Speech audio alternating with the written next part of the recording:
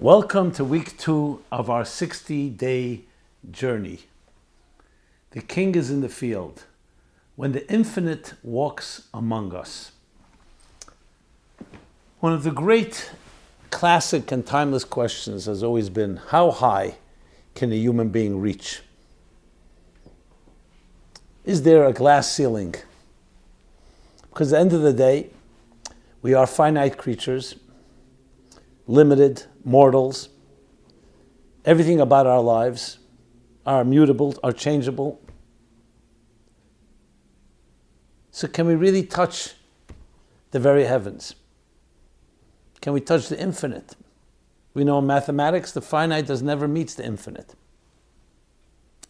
And yet we're all taken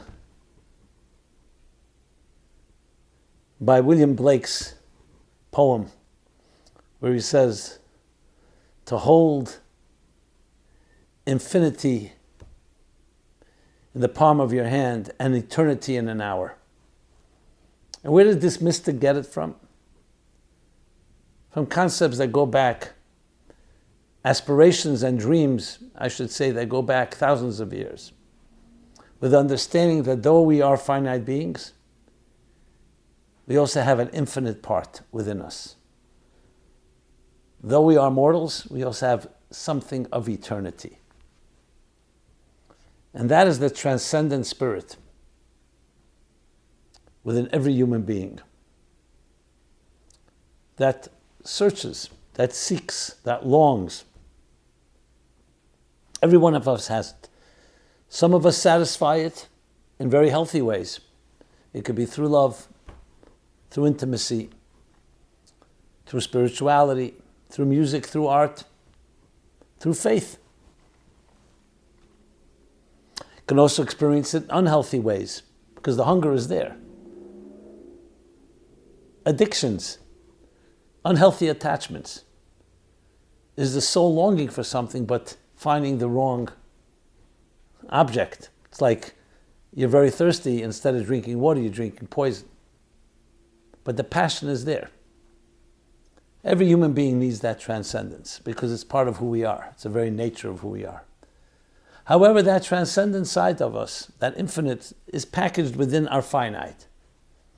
So when you think of it in the terms of physics, that even a fiber, a grain of sand, a pebble, a strand of hair, has enormous potency when you tap into the subatomic structure through fusion or fission. You begin to fathom that we do have it within us, but we're deluded into thinking that on a surface level. In this journey, this 60-day journey, we're now what is called the month of Elul, and the expression is the King is in the field. Who is the King? The King is the infinite, the higher reality, the divine. But he's in the field with us, in our mundane, weekly routines, daily routines. Yes, in the things that sometimes feel so monotonous and boring, there lies this tremendous, empowered, waiting to be unleashed. And we have the power, the ability to unleash it.